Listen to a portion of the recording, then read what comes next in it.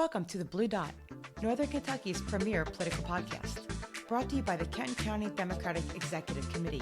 Welcome to the Blue Dot podcast, where we elevate the voices of leaders in our community. And we're so very lucky and excited that we have a ton of patriots stepping up to run for office all across the state, and we're here to give them a platform. That's right, Natalie. As we've said before, the road to 2026 starts now, and people are fired up, to say the least. For today's candidate interview, we welcome Stella Pollard, who is running for Kentucky State Senate in District 20. Yes, and Stella is a tech leader, a lifelong educator, and community advocate committed to better schools, stronger infrastructure, and fair opportunities for all Kentuckians. She's full of enthusiasm, strong ideas, and a positive outlook for the 20th District of Kentucky. Stella, thank you so much for being here. Thank you all so much for having me. Oh, you're welcome. Hey, Stella, for listeners who may not know you yet, can you share a bit more about your background and what inspired you to run for the Kentucky Senate? Absolutely. So first and foremost, again, thank you all so much for the opportunity to be on your podcast. I am a fan as well, so I might fangirl out sometimes. Just bear with me if I do. I have lived in Franklin County for going on 12 years now, and it has really become just a home to me.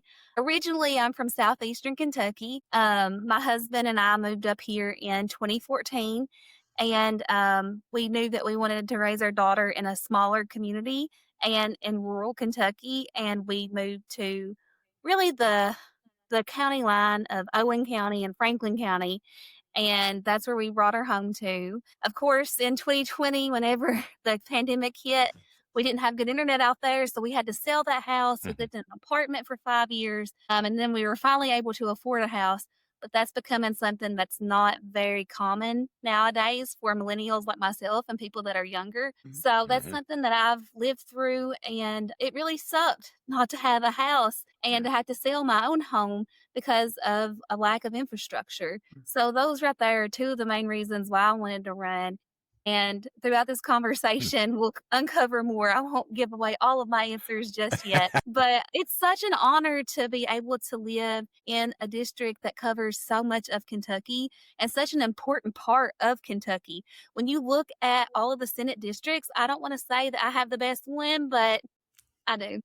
Well, I was going to ask you about that. It covers several counties. So can you tell us who you'll be representing when you're elected? Because you come all the way up here to Northern Kentucky. And then it goes down, like you said, to your neck of the woods there. Yes. So it starts here in Franklin County, and that's, for people that don't know, that's Frankfort. So I will not miss a committee meeting. Let that be known. I live a mile away from the Capitol. I will be there and I will get the job done.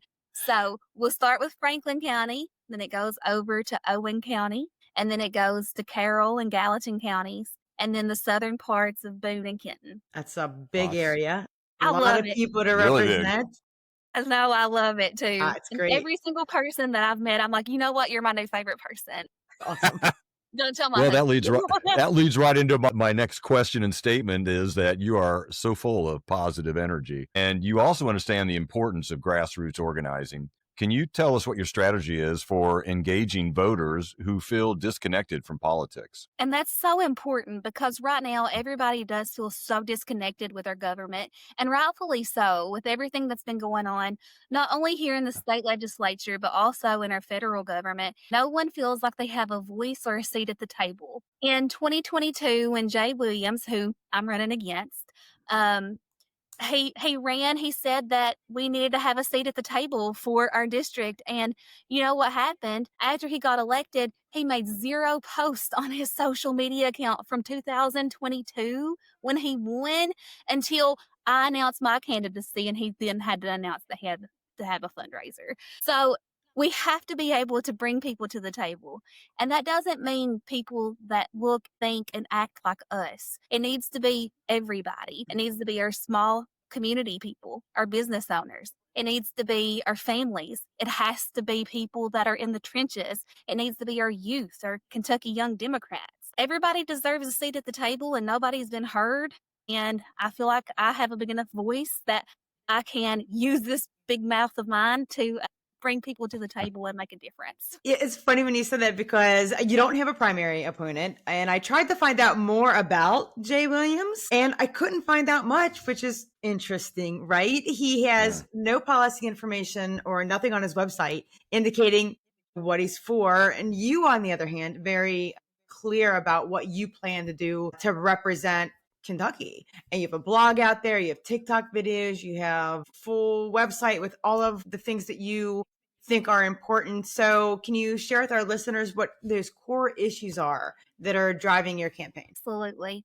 So the foundation of the campaign came from talking to people. I've known for years that I wanted to run for office. My 18th birthday, I signed myself out of high school. I drove all the way from Buckhorn to the Perry County Clerk. And I walked in, I said, I need that registration card. And he said, what party are you? And I was like, Haven King, you already know. Like, give me that card. So to be able to be finally running is truly a dream come true. So the foundation of my campaign, there's 4 main things that I keep hearing from the people across this great district and what they want. And they're not things that are very abstract. So it starts with a strong education system because we know that strong schools are a foundation for success within any school or within any county. And you can't have a good workforce and you can't have opportunities if you don't have strong schools. So I start with education. And when I say education, you have to look at it from a holistic point of view. We have to talk about preschool for all because that's what our younger generations that are raising families need. It's not only great for the workforce, but it's also great for all students because it gives them life skills at their most vulnerable spot of life for learning. So you have to look at it holistically. You have to find a way to have our teachers be supported. And you can't do that with just bare bone budgets like what we've been used to. In Kentucky Education Technology Systems, which is called KETS, which is something that my opponent likes to brag about that he knows so much about. But recently at an Information Technology Committee meeting that he said this in, he said that, the Kentucky water infrastructure systems haven't been brought up in years, in like 12 years. And EdTech in Kentucky has been the same way. So education, then from there, economy. We have to find a way to bring more jobs to Kentucky. And I know that in northern Kentucky, we've had a lot of jobs and a lot of growth up there. But honestly, when I talk to people, it's not been the type of growth that the community wanted. They didn't want Amazon to come in and start just taking over everything and giving their people just bare bone wages. We have to find jobs that are sustainable, but that can meet the workforce that we have here. And then from there, it's infrastructure and healthcare. Infrastructure is so important, and we know that in Boone and Kenton counties, like I said, there's been a lot of growth, and that growth has completely outgrown the infrastructures that was in the place of those. And who's going to have to pay for that? Well, Jay Williams is really, really pushing in our committee meetings, and this is partly why he's not being very transparent. He really wants a data center. And if you think about a data center, and if it comes to one of our larger communities, that's going to drive the cost up of our electrical grid, and it's also going to pollute our environment and use a lot of our water resources. And we can't have that if our infrastructure is not there. And then, of course, healthcare. I mean, you have to be able to take care of one another if they're sick, if they need something. And that goes for women, children, or elderly. Everybody deserves to have access to health care. The big ugly bill that came down the pipeline, we all know all of the mess that rural Kentucky and smaller communities have had to deal with as a result. Yeah, and I like how you kicked it off talking about education because you are an educator, right? Are you a lifelong educator? Yes, I've been an educator I started as an instructional aide and a substitute teacher back in 2012, and that was when I was 23 years old, I believe. And I just have always loved that. When I was getting my bachelor's degree, I didn't think that I wanted to be an educator. So I went into the business management route. Okay. I remember getting my degree and not being able to find a job. And I marched my sassy self back into the Hazard Community and Technical College. And there was a man there. He's a former state representative. His name was Cluster Howard. And Cluster said, go back and be a teacher like what everybody knows that you need to be. And Aw, I did, and it changed my life. that's awesome. Yeah, I think it's interesting. You just mentioned healthcare and infrastructure kind of together as your core issues. I know they're separate in many ways, but also we've discussed with some candidates, and I've seen some articles around viewing healthcare as infrastructure, and then it's like it is an absolute necessity instead of like putting it as some kind of luxury or something that you may be able to do without, at least at certain points in your life. Like, hey, in your late teens, early 20s, I'm healthy. What do I need healthcare for? But catastrophic accident can happen. And I think that healthcare as infrastructure is really an interesting approach. I wonder if you have any views on that, how you would see healthcare as being able to become like something that can universally be for everybody, and we don't have this constant battle over who gets it and who doesn't, and who can afford it and who can't. I agree. When you look out into society, there shouldn't be a lot of things that, everybody universally agrees upon, but medical experiences and healthcare, they should be something that we all should be willing to come to the table and find a solution for. And in Kentucky, we have so many resources, but we haven't tapped into those. I think one of the things that we can do to help our smaller communities have more access to medical experiences and healthcare would be to start investing into our high school students and helping putting them onto a career path for these, I want to say, professional careers that we Yep. still need. And They are because, professional. They're still professional degrees. I don't care what the administration calls them. yes, and we have to help them find a way to be successful with those programs. Send them off into our Kentucky college systems and bring them back home. Help Mhm. find ways to pay for them to go off, and then they're going to come back because this is their home and they've already got their family there.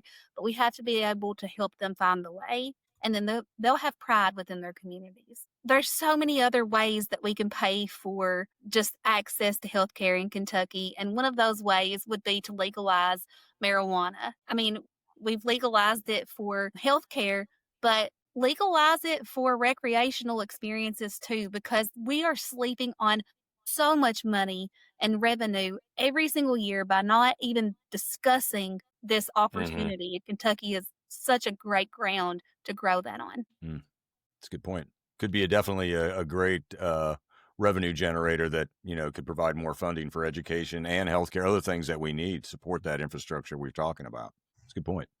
Politics is so polarizing. I'm not sure if you noticed. Once you are elected, are there a few key issues that you feel you can work across the aisle with Republicans on in the state Senate? Yeah, I've had the opportunity to meet a lot of the Republican legislatures. And I mean, whenever it comes down to it, there's so many of them over there. They want the same things as we do. And it's just for Kentucky to have a brighter future. They may have different routes and different avenues to get to that table, but you have to be willing to talk to them. For so long in the Democratic Party, we said, well, let's focus on our Democrats because that's how Obama went. He was so good at it. And we've all tried to force ourselves to be Obamas, but we can't be Obamas, unfortunately. So being able to talk with the people and being able to say, you know what, that's a really bogus idea, but keep talking to me. And then you have to come to the table, you have to meet in the middle, and you have to be able to hear what they're saying, even when it's crazy. But then you also have to be able to talk to them and share your points in a way that they're going to respect. And I'm really good at building respect with people because, like I said at the beginning, people just want to be heard. Nobody likes going and talking about stuff and then feeling like it's going on deaf ears. And I feel like a lot of the places or a lot of the people down at the Capitol right now probably feel like that with the Democratic Party. From the Republican side, they're like, well, why would I even try? They're not going to listen. And I'm going to be somebody that will at least listen. I don't want to say that I'm in the middle because I'm not, but I will at least listen and I will look for solutions with them. During our deep canvassing listening sessions, when we're knocking on doors, that's what we're hearing a lot from people is we just want to be heard. And people are talking, and I'm sure you're seeing this as you're knocking on doors too. People, they want to talk. They're like, please, like, and they're just really happy to see someone who's going to listen. So I think that's going to go a really far way. And if everybody had that perspective that like, let's just sit down and be civil. And I think that the reason why we haven't is because there's a person at the top, aka Trump, who is making things so toxic. And it's just like a leader of your business or anywhere else. If you have a really good leader that's strong and is like pulling for cohesion, you're going to see that. And we just haven't had that. So we need leaders like you who are stepping up and saying, let's talk to each other and let's bring dignity and decorum back to not only our state legislature, but just our country in general. Yeah. Sorry, I went off on a tangent there, but I think what you said really hits home. Preach it. You're right. Well, I do believe, we're seeing a lot of activity, a lot of momentum for the Democratic Party. I mean, we are seeing at the federal level now, all of a sudden some cracks, in the MAGA, base and in the MAGA senators and representatives and some bipartisan things happening. I just read one about extending the ACA, tax credits, and Trump has come out now and said that he's behind it because he can see the handwriting on the wall. He's pretty good that from a political standpoint, he has pretty good intuition. So I guess my point is that maybe we're starting to get down a path where people will be able to start talking to each other and Republicans won't feel, I'll call it arrogance, but at least so confident in their stance and in their power that they won't have to listen to others and they will have to start to open themselves up to the ideas of others and work with us. Hopefully that's where we're shifting a little bit. I'm starting to feel it whenever I'm out speaking with our voters because I never look at Vote Builder. And I know that's horrible of me, but it's too early in the campaign to focus on that. I'm talking to everybody. And the thing that I found out is that I can talk to somebody for 5 to 10 minutes before I can get them to ask me, like, what party do you believe or do you belong to? That's interesting. There's an elected official in Boone County. He's a pretty high up elected official. And I met him at the Old Fashioned Day in Walton a couple of months ago. And I walked up and I introduced myself to him and told him who I was running against. And he's like, oh, good. I don't like him. And I was like, oh, good. And then we talked for like 5 minutes. And then about 5 minutes into it, he's like, I forgot. What party do you belong to? And I told him.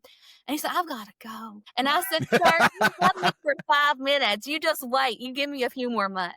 You give me a few more months. I'm going to have them all trust in me because with an accent like this, I've lived in central Kentucky for 12 years. I've not changed who I am, and I'm not going to change who I am. I'm very authentic, and I think that people will see that more and more as the campaign goes because all that I want to do is help Kentucky. I don't have a different motive. I don't have any private companies that are paying my pocket. I don't have an internet service provider company in Boone County that I'm trying to get Kentucky Wired or whoever's attention to look at me. I'm just a normal person. I'm an educator and I'm going to win. You absolutely, yes. And you are a friend of the show. We know you, but I'd like to do a little lightning round so that our guests can maybe get to know, or our listeners can get to know you a little better. If you're up for that, maybe 5 quick rapid fire questions. Absolutely. Fire them away. Okay. All right. This one's kind of easy. What drink do you start your day off with? A Diet Coke. At least one. Maybe 2. I am not a coffee drinker. Wow. I'm a Diet Coke morning drinker too, and we're few and far between. So I'm always amused when people are like, "What?" Like somebody looked at me and that would wreck my stomach in the morning. I'm like, "This is my 4th Coke. What are you talking about?" It's bad. All righty. If you could instantly master any skill, what would it be? I think I would have to say being a master chef. I'm not very great at cooking. I have, my Southern Appalachian dishes that I can do, but I would love to be one of these people who can just look at ingredients and be like, I know what to do with all of them. I can cook, but I can't bake. I burn everything if I try to bake, like any kind of baked good. But yeah. Now, this one I think is a hard question because when people ask me this, I can't answer it. Let's see if you can. Who is your favorite musician? Okay, so I grew up in a very, I'm going to call it old school house. My favorite musician was George Jones. Okay. Oh, wow. Yes, he was That's my the OG, favorite. baby. I know. I got the opportunity to go to 13 of his concerts before he passed away. You are Wow. a fan. I was a mega fan. Super fan. Yeah. His t-shirt guys knew me by name. His main t-shirt man was named Kirk. I remember. That's awesome. That's a great fun fact. All right. One thing on your bucket list that you're determined to cross off. Winning the selection. Oh my gosh. And I'm going to. Boom. I know. I'm like, that's it. I'm done. That's it, Brian. Yep. No. Yeah. Shut her down. And the Republican headquarters had their ribbon cutting a couple of Saturdays ago. Well, about a week ago now. And I was just out there in front being their door greeter the whole time, welcoming everybody. And you know what they did? You know what's in front of their building now? Jay Williams signs. I'm such a menace. I'm going to win. That's awesome. Good for you. All right. Your last question now that we're getting into the holiday season. If you're hanging holiday lights, are they bold and colorful or do you do classic white? Bold and colorful. You are my kind of person. That's fantastic. Somehow I knew that was going to be the answer to that one. We do a lot of loud colors in our house. Yeah, that's the way to do it. I don't know where the classic white came from, but I was always like, it's so subdued. Yeah, it's boring. Yeah, boring. Okay, that's another good word for it. I No do one's gonna see anybody that likes plain white lights. They are classic. I do I still have the big C9 colored lights. Like my house looks like a Snoopy house and it's ridiculous and I love it and I don't care. And that's just the way it has to be. I love that. Snoopy all the way, baby. You bet. You bet. Awesome. Well, Stella, thanks so much for joining us. Before we wrap up, where can listeners learn more about your campaign and get involved? Absolutely. So on social medias, I'm on Facebook, Instagram, TikTok, and Threads. You can use hashtag Stella4KY, and that's the number 4. So Stella4KY. You can also check out my website at Stella4KY.com or StellaRPollard.com. All right. Well, we sure appreciate you joining us today and wish you the best of luck. And thank you for sharing your vision for Kentucky. Thank you all for having me. Absolutely. And we'll have you back later if you'd like to come on anytime. Yes. When I win, I'm going to be here all the time, and you all can have me anytime you want. Awesome. Sounds good. Thanks so much, Stella. Thank you. Have a good one. And bye-bye. And that's it for this candidate interview with Stella Pollard. Be sure to subscribe to our YouTube channel so you don't miss any of our upcoming podcasts or exclusive material. And don't forget, you can join the conversation on our Facebook and Instagram pages or at blue.podcast.com. And if you like what you're listening to, please consider donating to help fund it, which you can do by clicking on the donate link at blue.podcast.com. Until next time, stay curious, keep the facts in focus, and never stop fighting for what matters. Peace out, everybody.